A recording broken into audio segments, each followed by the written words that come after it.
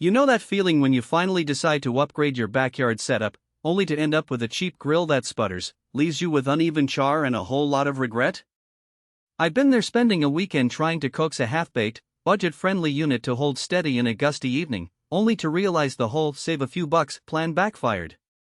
That's why today I'm looking at the COYOTE Outdoor Living 50-inch hybrid built-in NG grill and asking the real question: does it actually feel like a smarter buy, or is it just another pricey promise? Link is in the description if you want to check the product details on Amazon. First off, the hybrid concept is what drew me in. Most grills force you into a single fuel world. Either you're a pure gas enthusiast or you're stuck with charcoal and the constant hassle of lighting, ash cleanup, and temperature swings. This COYOTE model lets you run on natural gas for the day-to-day grilling, then flip a knob and slide in a tray of charcoal when you're craving that authentic smoky flavor for a steak or a rib rack. The ability to toggle between the two without having to swap out whole units is a genuine convenience that you don't see on the lower-end market.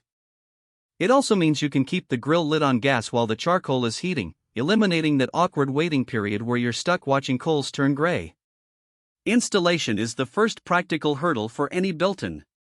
The COYOTE comes with a redesigned end cap and handle that are meant to blend into a kitchen counter-style outdoor island, so you're not stuck with a bulky, industrial look. The handle is surprisingly ergonomic for a 50-inch beast, and the end cap slots into place without requiring a full-size wrench. That said, you still need a professional to hook it up to a natural gas line, which adds to the upfront cost and time.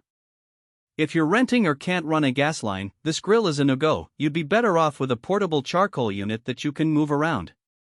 One of the most talked about pain points with outdoor cooking is wind.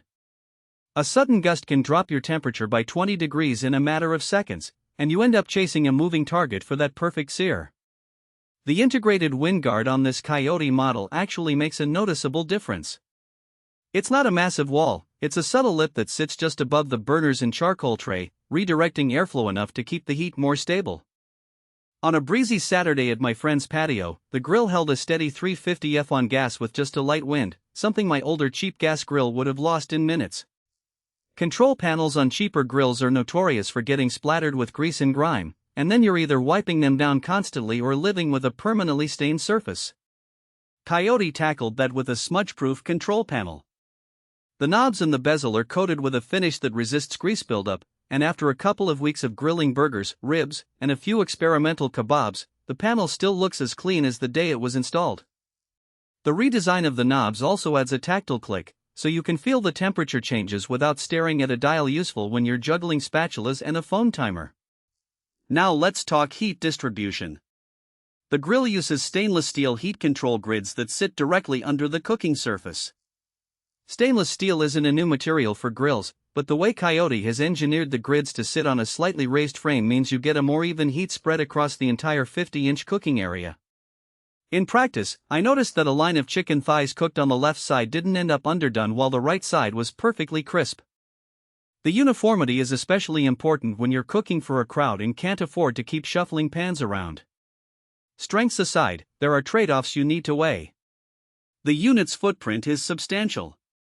At 50 inches wide, you need a dedicated section of your patio or a built-in island to accommodate it, which isn't a problem if you've already planned for a permanent outdoor kitchen, but it's a deal-breaker for smaller spaces.